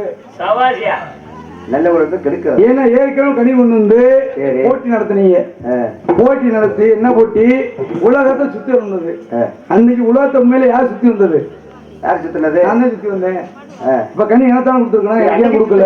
கனி 2வது முறை எங்க சுத்துனீங்க? எப்படி 2வது முறை எதுக்கு சுத்துனீங்க? 2ஆம் நாள் சுத்த கிடையாது. யார் சொல்றது? நான் சொல்றேன். நீங்க சொல்லுவீங்க, நீ என்ன சொல்லுவீங்க? அதுக்கு நான் ஏத்துக்க முடியுமா? இருங்க. சுத்துனீங்களா சுத்தலையா? சுத்தல. சுத்தியது ஒரே ஒரு முறைதான். அப்படி சொல்லக்கூடாது. என்ன என்னட்ட இருக்கு? நான் சுத்த வச்சது நான் தானே. கந்தம் ஒரு ஆனா படிச்சிருக்கேன் நானு. கந்தம் வந்து ஒரு முறி உலகத்தை சுத்துற மாதிரி சரித்தம் போட்டிருக்காங்க. நீங்க சுத்திர படிச்சா சொல்லுங்க. கந்த புராணத்தை மட்டும் படிச்சா பத்தாது. சரி, சிவபுராணம் ஒன்று இருக்கு தெரியுமா? சரி, இருக்கு, அதையும் படிக்கணும். சரி, இப்ப நீங்க சிவபுராணத்தை பேசுறீங்க, புத்தகத்தை புரட்டணும். பொண்டாட்டி வேற ஒண்ணும் இல்லைங்க. நாரதர் வள்ளிருமணத்துல நேரடியா வள்ளி சந்திச்சிருக்காரா? அது கிடையாது. கந்தபுரத்துக்கு கருத்து கிடையாது. நீங்களும் பிழைக்கணும் நானும் பிழைக்கணும் அப்படின்னு சொல்லி தவத்திரு சங்கரா சுவாமிகள் எழுதி வச்சது. சரி, அதுக்காக நம்ம பண்ணிட்டு இருக்கோம். ஆமா, அப்புறம் அதை விட்டு இல்ல அப்படி இப்படிலாம் சொல்லக்கூடாது. சரி, நீங்க ரெண்டாவது முறை எங்க நீ வேணாம்னு சொல்லிட்டு என்ன சொல்றீங்க? வேணாம்னு சொன்னா நான் விட பசித்தவனுக்கு உணவு வேணும், நோய் வந்தாலும் சும்மா உதட்ட ஒண்ணு வச்சுக்கிட்டு உள்ளத்துல ஒண்ணு என்கிட்ட பேசக்கூடாது. என்னது? இந்த நடிப்பெல்லாம் என்கிட்ட நடிக்க கூடாது. சரியா? நான் நடிக்கிறேன். ஆமா, உண்மைதானே. என்ன யார்? அதாவது பாத்திரம் இருந்து பிச்சை எடு, கோத்திரம் இருந்து பொண்ணை கொடுக்காங்க. அது எதுக்கு? என்ன காரணம்? என்ன காரணம்? பாத்திரம் இருந்து பிச்சை எடு அப்படின்னா, சரி, பா அப்படின்னா பாட்டு. சரி, அதாவது மன்னர்கள் அவையில புலவர்கள் பாட்டை ஏற்றுக்கொண்டு வருவார்கள். சரி, அப்ப அந்த பாட்டை ஏற்றுக்கொண்டு வரும் பொழுது அந்த பாட்டின் திறமை தன்மையை அறிந்து அதற்கு தகுந்தவாறு பரிசு கொடு. சரி, அதான் பாத்திரம் அறிந்து பிச்சையிடு, கோத்திரம் அறிந்து பொண்ணை கொடு. கோ அப்படின்னா உயர்ந்த திறமை என்ற அர்த்தம்.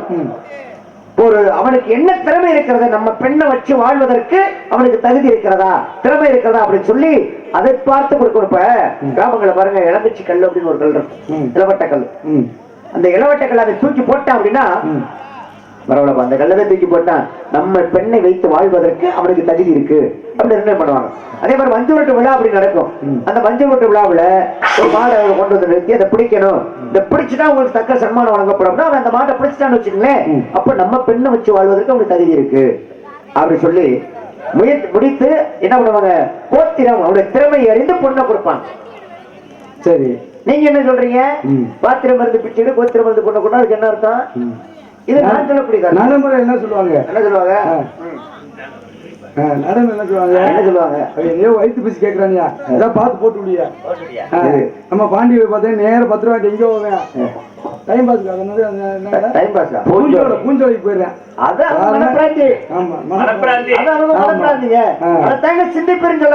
நீங்க குபின்னு சொல்லாதீங்க.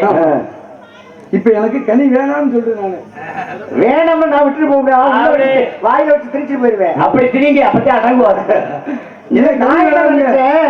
மாப்பிள்ளைக்கு முதல்ல கொண்டு வந்த கனி கிடைக்கல, சரி இந்த கனியை வச்சு உள்ள வச்சு திரிச்சு விடுவான் அப்படின்னு நினைச்சு வந்தேன். நீ வேணாம்னு சொல்றீங்களே, வேணாம் நான் விட மாட்டேன். கட்டாயப்படுத்தி காலையை கட்டி கூட படுக்க போட்டு ஒரு வாயை வச்சு விட்டு போயிருவேன். அப்படியே நீங்க தான் சொல்லுங்க. கட்டாயப்படுத்தி கையால கட்டி போட்டு உங்க வாயில வைப்பாரு. கேட்டுக்கீங்க, ஊர்ல கேட்டுக்கீங்க, ஒரு நாரதர் முருகன் கட்டி போட்டு வாயில பழத்தை கொடுத்து எங்க வார்த்தையாலங்க. அதுக்காக சகாதேவன் கட்டி போட்டான் இல்லையா? உங்க அப்பாவே சகாதேவன் யாரை கட்டி போட்டான்? புராணத்தும் போவாங்க, இதிகாசம் போவாங்க. நடைமுறை பேசுங்க. புராணம் தெரியாதா? தெரியாது. இன்ன வரைக்கும் நீங்க வள்ளி நின்று பேசுறீங்க. ஏன் பேசுங்க, அது எல்லா இடத்துலயும் பேசணும். வள்ளி நீங்க சொன்னீங்களே, நான் இருங்க, அது போக மாட்டாங்க. கதை இன்னொன்னு கேளுங்க, கதைக்குள்ள பேசுங்க. அப்ப கதை விட்டுட்டு வேற பக்கம் போய் பேசுங்க. ஆமா, என்ன? ஆமா, இப்ப எனக்கு அப்ப நீங்க சுத்துறது ரெண்டாவது முறை எங்க சுத்துறீங்க சொல்லுங்க. நான் சுத்தலைன்னு சொல்லிட்டேன். அப்படி அது கிடையாது, சுத்துனீங்கன்றேன். நான் சொல்லிட்டா நீங்க இந்த இடத்துல நிக்க கூடாது, ஓடி போயிடணும். இதெல்லாம் வீம்பா வச்சு இல்லையா? வீம்புதான். இருங்க, முறிய உலகத்தை சொன்னீங்க. ஒரு கருத்து சொல்லுங்க. உலகத்தை சுத்தான்னு எல்லாரும் அது தெரியும். தெரியாத விஷயம் இருக்குல்ல. நீங்க என்ன சொன்னீங்க முதல்ல? நாரதர் வள்ளி சந்திச்சுதான் இருக்கா அப்படின்னு கேட்டீங்க இல்லையா? இப்ப நான் கனி கண்டு வந்திருக்கேன்னு சொன்னேன். எனக்கு கனி வேணாம் அப்படிங்க. அப்படியே சங்கரதாச சுவாமி எழுதி வச்சுக்காரு. எப்படி சொல்லுங்க? சங்கரசாமி எழுதுறங்க. அப்ப ஏன் அப்படி நீங்க கதைக்குள்ள நடந்துட்டா கதைப்படி நீங்க ஏற்கனவே ஒரு கனி கொண்டு வந்து நீங்க போட்டி வச்சீங்க. அந்த போட்டியில உலகத்தை சுத்தங்க, உலகத்தை சுத்தி வந்தேன். கனி அன்னைக்கு எனக்கு கொடுக்க, அதனால வேணாம்னு சொல்றேன். இது என்ன தவறு? அன்னைக்கு கிடைக்குது, இன்னைக்காவது மாப்பிள்ளை கிடைக்கணும். நம்புறது உங்களை நம்பிக்கை தாங்க முதல்ல. எப்படி நான் நம்புறது? எப்படி ஏன் நம்ப மாட்டீங்க? என்ன காரணம் வேணும்ல? இப்ப ஒரு வங்கி போய் கடன் வாங்குறோம். சரி, கடன் வாங்க. இந்த கடன் வாங்குற பழக்கத்திலே போகாதீங்க. இல்லங்க, என்ன சொல்லுவாங்க? கடன் வாங்குறது தப்பு. நான் சொல்றேன், கடன் கொடுக்கறது தப்பு, வாங்குறது தப்பு. ஏன் அங்க போறீங்க? கடன் வாங்கிட்டு போய் கையை கட்டி நின்றுக்கிட்டு சரி கும்பிட்டு விடுறதுக்கு இது தேவையாங்க? சரி, எதுக்கு கடனை வாங்கணும்? கடன் வாங்க வேணாம். கடனையுமே உடனே அது உடனே வந்துரு. அதுக்கும் 10 பேர் நடக்க விடுவேன். இதெல்லாம் தேவையில்லை. கனி கொண்டு வந்து சரி என்ன அதை சொல்லுங்க, அதை சிறப்பை சொல்லுங்கன்னு கேட்டா அது கனியா வேற என்ன வேண்டாம் அப்புறம் போட்டி வைப்பீங்க, போட்டியில வெற்றி அப்ப எனக்கு கனி. ரெண்டாவது தடவை போட்டி வச்சு நீங்க தோத்து போனீங்களே எப்படி? ரெண்டாவது போட்டி வச்சு நாங்க தானே அதான் தெரிஞ்சுக்கணும் முருகா. போட்டி வச்சிருக்கீங்க, சரி கனி சிறப்புகள் இருக்கா? கந்தபுராணத்தை மட்டும் படிக்காதீங்க, சரி சிவபுராணத்தை படிச்சு பாருங்க. சரி அதுல எங்க சுத்தனீங்கன்னு இருக்கும். சிவபுராணத்துல இருக்கு. சரி எங்க சுத்தன, எதுக்காக சுத்தன சொல்லுங்க. கனி ரெண்டாவது தடவை சுத்தணும் சொன்னீங்கல்ல, எங்க சுத்தன, எதுக்காக சுத்தன தெரிஞ்சுக்க மக்கள். அதை போய் தெரிஞ்சுட்டு சொல்லுங்க. நான் தெரிஞ்சுக்கிறேன், மக்கள் சொல்லுங்க, மக்கள் தெரிஞ்சுக்கிறேன். அப்ப மக்கள் என்ன தெரிஞ்சுக்கிட்டேன்? மக்கள் ரெண்டாவது முறையா உலகத்தை சுத்தலாம் நான் சொல்லிட்டேன். இல்ல எதுக்காக சுத்தம் தெரியணும்ல, சிவபுராணத்தை போய் படிச்சு பாத்தீங்கன்னா எதுக்காக சுத்தினேன். முதல் சுத்துறது கனிக்காக சுத்தினேன். இப்ப கனி அப்படின்னு சொல்லியிருக்கேன் இல்லையா, அந்த முடிவுல தெரியும், உங்களுக்கே தெரிஞ்சிடும் எதுக்காக சுத்தினீங்க. கனிக்காக முதல் தடவை சுத்தினேன். அது கனிக்காக எதுக்காக சுத்தினேன்னு சொல்லுங்க. அப்புறம் சொல்லிடுவாப்பா, சொல்லுங்க. எதை உங்களை வச்சு எல்லாம் தெரிஞ்சுக்கலாம்ல. வந்துருங்க ஓடிக்கிட்டு அதை பார்த்தாலும் தெரிஞ்சு வருது. இல்ல ஓடிட்டு அதனால ஒண்ணும் பிரச்சனை இல்லை.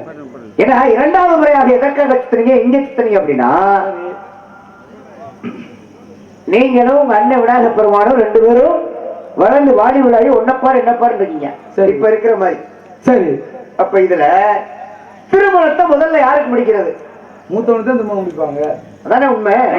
ஆனா இப்ப காலம் மாறி போச்சு. அண்ணன் அவன் மாட்டுக்கு இருக்கேன், தம்பி ஏதாவது தள்ளிக்கிட்டு வந்துடுறேன். அதை விட பரவாயில்ல, பொண்ணே கிடைக்கலையே. இனிமே போக முடியாது, அப்படிதான் இருக்கேன். ஏன்னு கேளுங்க, 30 நான் போறேன் பொண்ணு சொல்றேன் கேளுங்க. ஏன்னா நீ நாடகம் உனக்கு எப்படி பொண்ணு வரீங்களா, எந்த கெட்ட உலகத்தையும் இல்ல. கதையை மட்டும் நடத்துப்பா தம்பி சரஸ்வதி. ஏன்னா இந்த புவி உலகத்தை சரிங்க என்ன காரணம் அப்படின்னு கேளுங்க.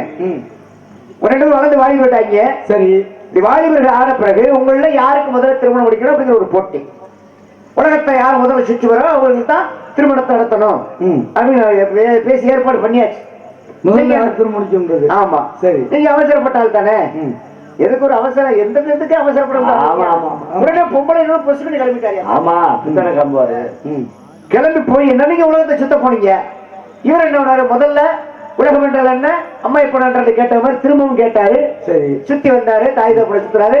நான் தான் முதல்ல திருமணத்தை முடிப்பேன் அப்படிங்கிற நிறைவேற்றினாரு. அதன் பிறகு என்ன பண்ணாங்க, அவருக்கு சித்தி புத்தி அடிச்சு என்னுடைய தங்கைகளே திருமணம் முடிச்சு வச்சாங்க. அதே மாதிரி நீங்க கோபம் கொண்டு போனீங்க, உலகத்தை சுத்தி வந்துட்டீங்க, வந்து இங்க விநாயக பெருமாள் கல்யாணத்தை முடிப்பேன்றதை நிரூபிச்சுட்டாரு. சரி ஏன்னா அதுல பாருங்க சுற்றுக்கள் எத்தனை அப்படிங்கிற ஒரு விஷயம் இருக்கு. முதல்ல விநாயக பெருமாள் கனிக்காக சுற்றியது 3 முறை. சரி கன்னிக்காக சுற்றியது 7 முறை. அதான் கணக்கு வித்தியாசம் மாறிக்கிறோம். சரிங்க அப்படி 7 முறை சுற்றி தான் தான் திருமணத்தை முதல்ல முடிப்பேன் அப்படிங்கறத நிரூபிச்சுட்டார். நீங்க போயிட்டு வந்தீங்க, இங்க விநாயக பெருமாள் வெற்றி விட்டு விட்டார். சரி திரும்பவும் கோவப்பட்டீங்க. கோவப்பட்டு முதல்ல கோவப்பட்டு கையில கட்ட கழுத்துல விட்ட நெத்தில விட்ட தலையை மொட்டை அடிச்சு சரி கோவனாண்டியா சக்திகிரி சொல்லக்கூடிய திரு ஆவணி முடியல போய் அமர்ந்தீங்க. இப்ப கிரவுண்டம் என்று சொல்லக்கூடிய சரி இப்ப அதுக்கு இப்ப பேர் என்ன தெரியுமா, ஸ்ரீசைலம். ஸ்ரீசைலம் எங்க இருக்கு, பக்கத்து மாநிலமான ஆந்திரா. அங்கதான் இப்ப லட்டுல வந்து பிரச்சனை ஓடிக்கிட்டு இருக்கு, லட்டு பிரச்சனை. மாட்டு கொழுப்பு கலந்து பத்தீங்களா. ஆமாங்க. அப்ப ஸ்ரீசைலம் அடிச்சக்கூடிய இடத்துல போய் கோபம் கொண்டு அமர்ந்தீங்க. சரிங்க அன்னைக்கு உங்கள் பழனி மலையில போய் இருக்கும் பொழுது உங்களுக்கு ஆறுதல் அது இதுன்னு எல்லா பாட்டெல்லாம் பாடி உங்களை கூட்டி வந்தது யார் என்று சொன்னால் தமிழ் மூதாட்டி நினைச்சக்கூடிய அம்மையாகப்பட்டவர். சரி இப்பொழுது இங்கு யார் வந்தா அப்படின்னா உங்களை அழைப்பதற்கு சிவனே நேரடியாக உங்களுக்கு காட்சி கொடுத்து மல்லிகார்ஜுனர் அப்படிங்கிற பெயர்ல காட்சி கொடுத்து உங்களை அழைத்து வந்தார். சரி என்ன சரி கூட்டி எதுவும் திருமணம் முடிச்சு வச்சாங்களா பொண்ணுங்க, அதாவது யாருக்கு முதல் திருமணம் அப்படின்னு சொல்லித்தானே கோபமா போய் நின்னேன். சரி கூட்டி வந்து யார திருமணம் முடிச்சு வச்சாங்க, யார திருமணம் முடிச்சு வச்சாங்களா, யாருக்கு முதல்ல திருமணம் முடிக்கணும் போட்டி. எனக்கே திருமணம் முடிச்சு வைக்கல, அவருக்கு தானே முதல்ல முடிச்சாங்க. அதுதான் இப்ப நான் வந்திருக்கேன்ல. இப்ப நீங்க 2வது திருமணம் முடிச்சு வந்திருக்கீங்க, உங்களுக்கு திருமணத்தை முடிச்சு வைக்கிறக்கா ஏற்கனவே ஒண்ணு முடிச்சு வச்சோம்ல. கனி ஒன்று நீங்க உங்களை முடிச்சு வச்சோம்ல, என்னுடைய பணி அதுதான். அப்படியே புரியும். ஆமா இப்ப கனி கொண்டு இருக்கீங்க, கனி சிறப்பு சொல்லுங்க. சொல்றேன் கேளுங்க. சொல்லுங்க. மகனிக்கும் தேங்கடனே மங்கடிக்கும் மேலடிக்கும் ஒரு பூக்கடியை கண்டு மனம் பூரித்தே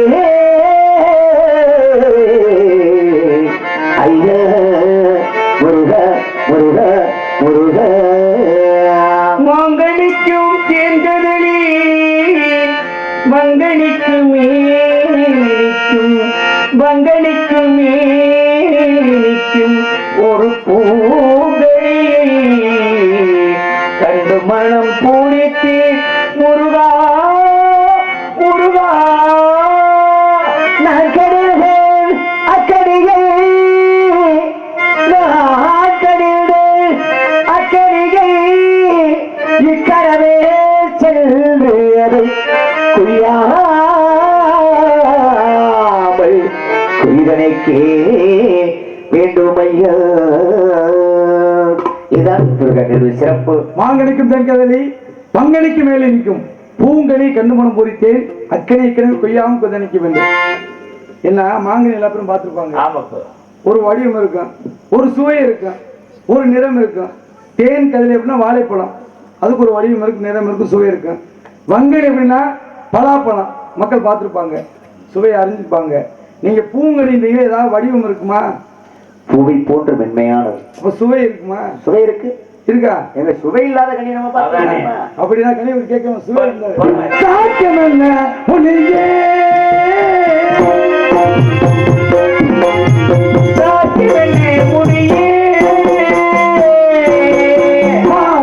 கண்ட கனிதலை கொண்ட கண்ட கனிதலை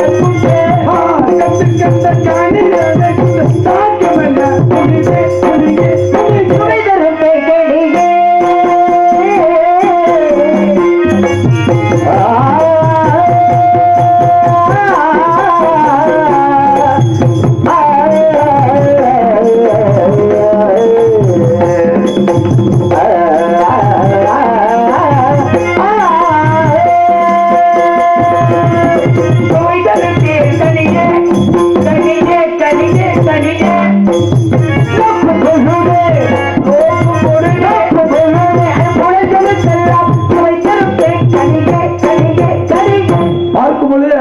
சுவை தரும். ஆமா முருகா. கண்ணால் மற்றவங்களுக்கு கொடுக்காது, உங்க ஒரு ஆளுக்கு தான் கொடுக்கும். கண்ணால் பார்க்கலாம். பாத்தீங்களா? பார்த்தேன். எல்லாம் பாத்தீங்க. அந்த கனிய காதால் கேட்டேன். என்ன கேட்டீங்க? அது அப்படி சரசரண்டு உரசும் இல்லையா? ஆமா. அந்த பரசு மேல உரசும் போது சந்தனத்தில் வாசம் எடுத்து என்னை தழுவி கொண்டோடு தென்னங்காற்று காற்று இல்ல காற்று சந்தனத்தில் நல்ல வாசம் எடுத்து என்னை தழுவி கொண்டோடு தென்னங்காற்று அந்த பச்சை தீர்கள் நல்ல ஆளோடம் பாடு நம்மை பார்த்து ஆளோடம் பாடு நம்மை பார்த்து. அப்ப காதால கேட்டுக்கீங்க. கேட்டது உள்ளத்தால் நேசிக்கலாம். நேசிங்களா? நீங்க அனுபவிக்கலாம். ஆமா. ஆசையால் ஏங்க நான் என்ன சொல்றேன்னு உங்களுக்கு புரியுதா புரியலையா? நம்ம நீங்கள் நேசிக்கணும். உங்க ஒரு ஆளுக்கு மட்டும்தான் 5 சுவை கொடுக்கும்னு சொன்னேன். சரி, புரியுதா புரியலையா? புரியுதா அப்படின்னு கேட்கக்கூடாது. நோக்கு முழு ஐம்பது நீ தானே பண்ணீங்க. உங்களுக்கு வார்த்தை சேர்த்தா பிரச்சனை இல்லை. நோக்கு முழு ஐம்பது சுயத்தினா அது பொதுவான கருத்து. முருகா உங்களுக்கு சுயத்தினா எனக்கு உண்டான கருத்து. நீங்க என்ன பண்ணீங்க? நோக்கும் பொழுது 50 சுயத்தினா வேற யாருக்கும் கொடுக்காதுங்க. சரி, உங்களுக்கு மட்டும் தான் கொடுக்கும். மட்டும் தான் கொடுக்கும். இது உங்களுக்கு படைக்கப்பட்ட கனி. கண்ணால பாத்துருக்கீங்க, பார்த்தேன். காதால கேட்டீங்க, கேட்டேன். உள்ளத்தான் நினைச்சீங்க, நினைச்சேன். நாசியால் நுகரணும். நுகர்ந்து பாத்தீங்க, வாசனை எருமனும் கவிழ்ந்து வந்தது. நுகர்ந்து பாத்தீங்களா? நோன்பு தான் பார்க்கல, அந்த வாசம் வந்துச்சு. சரி, நறுமணம். இப்ப மல்லிகைப்பூ இருக்கு, பூத்திருச்சோம்னா அப்படியே நறுமணம் கவிழும். பழாப்பழம் அழுகி பழம் வரைய வர்த்தனை செய்ய, அது அழுகின வர நல்லா இருக்காதுங்க. அத போய் சுவாசிக்க முடியுமா? கெட்ட கெட்ட சுவாசத்தை ஏத்துக்க முடியுமா? நல்ல நறுமணம் கவிழும். அப்ப நாவால் ஒரு பழம் கிடைக்குது. ஆமா, அதை எப்படி சாப்பிடுவோம்? அதை இங்க நக்கிதான் சாப்பிடணும். பழத்தை நக்கியே சாப்பிடுவாங்க இல்லங்க. இந்த பழத்தை ஒரு ஆப்பிள் பழம் கிடைக்கும், அது கடிச்சு சாப்பிடணும். அதே சமயம் ஒரு செம்மனைய பால் கிடைக்குது, அது என்ன செய்வோம்? ஏங்க இப்ப பஞ்சாமிரத்தை நீங்க நக்க விடுறது இல்லையா? அது மாதிரி தேனை ஊத்துனா என்ன செய்யணும்? கனி எப்படி சாப்பிடுறது? அதை நீங்க போய் பாத்துக்கீங்க. எப்படி உங்களுடைய விருப்பப்படி நீங்க சாப்பிட்டுக்கணும். எப்படி வேணா சாப்பிடுங்க. நான் சாப்பிடுவேன்.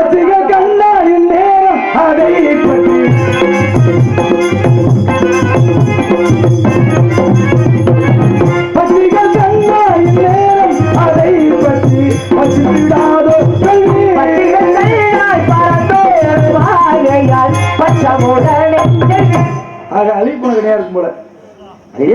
பறந்து விடுது ஏங்க இந்த பறவைகள் கனியத்தை விரும்பி சாப்பிடலாம். நான் சொன்னாலே உங்களுக்கு கோபம் வருது. கோபம் வரலங்க. அழுகு போன கனி நான் பாப்பனா? அப்படியே பறவை பறந்தோட காரணம் என்ன? பறவைகளுக்கு எத்தனை அறிவு? பாப்பன நீங்க தான் பேசிக்கீங்க. ஆமா, பறவைகளுக்கு எத்தனை அறிவுங்க? ஒரு கேள்விக்கு எத்தனை பதிலுங்க? கேள்விக்கு வந்து பல வகைகள் இருக்கு. இல்லையே, பதில் எத்தனை வேணாலும் இருக்கலாம். இல்ல, ஒரு கேள்விக்கு 3 பதில். என்ன பதில்? ஒண்ணு சரியான பதில், இன்னொன்னு தவறான பதில், இன்னொன்னு சம்பந்தமே இல்லாத பதில். வினா எத்தனை? வினா எத்தனை? இலக்கணத்துல நடந்துல கேக்குறீங்களா? இல்ல, இலக்கணத்துல கேட்கிறேன். வினா எத்தனை? விடை என்ன? விடை 8 வகையான விடை. அப்ப 8 வகை இருக்குல்ல? 6 வகையான வினா இருக்கு. அப்புறம் 3ங்கறீங்க. எப்படி 3ன்னு பிரச்சனை? நான் சாதாரண நடைமுறை சொன்னீங்க. நீங்க நடைமுறைக்க போறீங்க. நீங்க கேட்கணும்ல. ஏன்னா நம்ம நடிக்கிறது வந்து பாமர மக்கள்கிட்ட. இருக்கட்டும், பாமர மக்கள்னாலே தெரியாத விஷயம் சொல்லணும்ல. சரி, பாமர மக்கள்னா எல்லாரும் தானே வரி கொடுத்து நாடகம் வச்சிருக்காங்க. ஆமா, இப்போ கைமண்ட கூட வரி வாங்குவாங்க. உண்மைதானே? இப்ப எல்லாரும் கொடுத்தப்ப எல்லா விஷயத்தையும் சொல்லணும். நடைமுறையா சொல்லிட்டு போதுமா? சரிங்க. இப்ப கனி வாட்டு வந்துருக்கீங்க. கனி என்ன செய்யணும்? கனி என்ன செய்யணும்? அங்க புரிஞ்சு பறிச்சா தூக்கி போட்ட கனி வேணாம்ன்றீங்க.